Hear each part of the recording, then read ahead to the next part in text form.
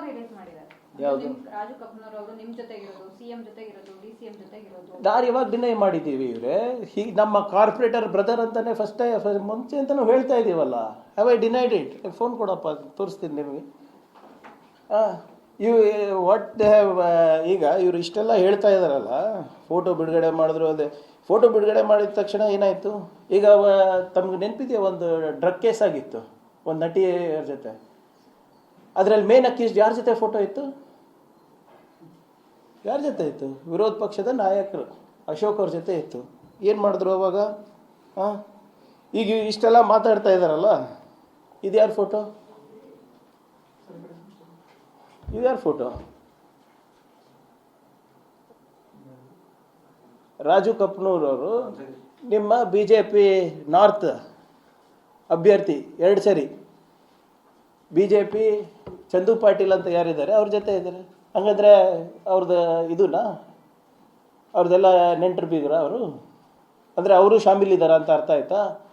ಈ ರಾಜು ಕಪ್ನೂರ್ ನಮ್ಮ ಪಕ್ಷದ ಬರೋಕ್ಕಿಂತ ಮುಂಚೆ ಯಾವ ಪಾರ್ಟಿನಲ್ಲಿದ್ದರು?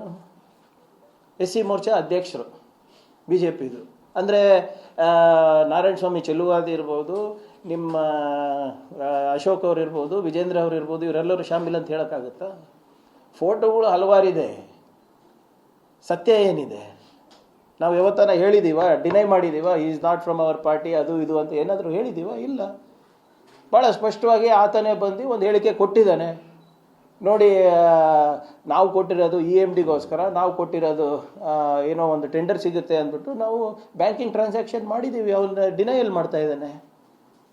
ಸೊ ಅವ್ರದ್ದು ಒಂದು ಹೇಳಿಕೆ ಇದೆ, ಇವ್ರದ್ದು ಒಂದು ಹೇಳಿಕೆ ಇದೆ. ಸತ್ಯಾಂಶ ಹೊರಗೆ ಬರ್ಬೇಕಂತ ನಾವು ಹೇಳ್ತಾ ಇದ್ದೀವಲ್ಲ. ಹಿಂಗೆ ನಾವು ಮಾತಾಡ್ದಂಗೆ ಲಾಜಿಕಲಿ BJP ಯಾಕೆ ಮಾತಾಡ್ತಾ ಇಲ್ಲ? ಆಪ್ತನ ಮಾಡಿರಬಹುದು ಅಂದ್ಬಿಟ್ಟು ರಾಜೀನಾಮೆ ಕೇಳ್ತಾ ಇರೋ ಲಾಜಿಕ್ ಇವ್ರದಿದ್ರೆ ಮತ್ತು ಇವರು ರಾಜೀನಾಮೆ ಕೊಡಬೇಕಲ್ಲ. ಯತ್ನಾಳವರೇ ಹೇಳ್ತಾ ಇದ್ರಲ್ಲ, ಮೊರೇಶಿಯಸ್ನಲ್ಲಿದೆ, ಅಲ್ಲಿದೆ, ಇಲ್ಲಿದೆ. ಹೆಸರು ಯಾರೋ ಬರ್ತಾ ಇಲ್ಲ, ಯಾವುದು ಉಮೇಶ, ಬಸ್ ಕಂಡಕ್ಟರ್ ಯಾರು?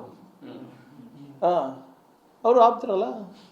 ಮನಿ ಲಾಂಡ್ರಿಂಗ್ ಆಗಿದೆ ಅಲ್ವಾ? ಅವ್ರ ಅಫಿಡವಿಟ್ನಲ್ಲೇ ಇದೆ ಅಲ್ವಾ? ಯಾಕೆ ರಾಜೀನಾಮೆ ಕೊಟ್ಟಿಲ್ಲ? ಪಾಕ್ಸ್ಕೋ ಪ್ರೂವ್ ಆಗಿದೆ ಅಲ್ಲ, ಯಾಕೆ ರಾಜೀನಾಮೆ ಕೊಟ್ಟಿಲ್ಲ? ಚಾರ್ಜ್ ಶೀಟ್ ಆಗಿದೆ ಅಲ್ಲ ಮುನಿರತ್ನ ಅವ್ರ ಮೇಲೆ, ಯಾಕೆ ರಾಜೀನಾಮೆ ಕೊಟ್ಟಿಲ್ಲ? ಇಂಥದ್ದು ಹಲವಾರು ಇದೆ. ಫಸ್ಟ್ ನಿಮ್ಮ ಪಾರ್ಟಿನವರಿಗೆ ನೋಟಿಸ್ ಕೊಡೋ ಧೈರ್ಯ ಮಾಡಿ, ಆಮೇಲೆ ಬಂದು ನಮ್ಮ ಮನೆ ಮುದ್ಗೆ ಹಾಕಿ.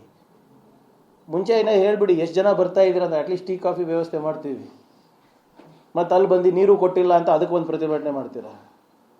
ಸೊ ಅದರಿಂದ ಇವೆಲ್ಲನೂ ಕೂಡ ಅವರು ನಾಯಕತ್ವವನ್ನು ಏನೋ ಪ್ರದರ್ಶನ ಮಾಡಲಿಕ್ಕಷ್ಟೇ. ಇವ್ರು ಇಷ್ಟೆಲ್ಲ ಹೇಳ್ತಾ ಇದ್ದಾರಲ್ಲಪ್ಪ. ನಿನ್ನೆ ಏನಂದ್ರು? YJPನವರು ವಕ್ಫ್ ಹೋರಾಟ ಮುಂದುವರಿಸ್ತೀನಿ ಅಂದ್ರಲ್ವಾ? ಏನಾಗ್ತಾ ಇದೆ ಮತ್ತೆ? ಇವ್ರ ಮಾತಿಗೆ ಬೆಲೆ ಇದೆ ಅಂತೀರಾ? ಒಬ್ಬರು ಸೈಲೆಂಟ್ ಆಗ್ತಾರಂತೆ, ಇನ್ನೊಬ್ರು ವೈಲೆಂಟ್ ಆಗ್ತಾರಂತೆ. ಇವ್ರ ಮಾತಿಗೆ ಬೆಲೆ ಇದೆಯಾ? ಸೊ ಅವ್ರ ಪಕ್ಷದಲ್ಲೇ ಅವ್ರ ಮಾತಿಗೆ ಬೆಲೆ ಇಲ್ಲ ಅಂದಾಗ why should Congress party give value to give any ಇವ್ರ ಮಾತಿಗೆ ನಾವು ಯಾಕ್ರಿ ಬೆಲೆ ಕೊಡಬೇಕು? ಸೊ ಅದರಿಂದ ಇವರು, ನಾನು ಮೊನ್ನೆನೂ ಹೇಳಿದ್ದೀನಿ, ಎಷ್ಟೇ ಚೀರಾಡ್ಕೊಳ್ಳಿ, ಬಟ್ಟೆ ಹರ್ಕೊಳ್ಳಿ, ರಾಜೀನಾಮೆ ಪ್ರಶ್ನೆ ಇಲ್ಲ. ಬೇಕಾದರೆ ಈಗ ಒಂದು ಸಾಕ್ಷಿ ಕೊಟ್ಟು ಮಾತಾಡಲಿ, ಅವಾಗ ನಾವು ಮಾತಾಡ್ಬೋದು. ಇಲ್ಲಾಜಿಕಲ್ಲಾಗಿ ಮಾತಾಡಿದ್ರೆ, ಯಾವುದೇ ಕಾನೂನು ಆಧಾರಿತವಾಗಿ ಮಾತಾಡಲಿ, ಸಾಕ್ಷಿ ಇರಲಾರ್ದೆ ಮಾತಾಡಿದ್ರೆ ಏನಂತ ದಿನ ಉತ್ತರ ಕೊಡೋದೇ ಆಗುತ್ತೆ ಅವರಿಗೆ?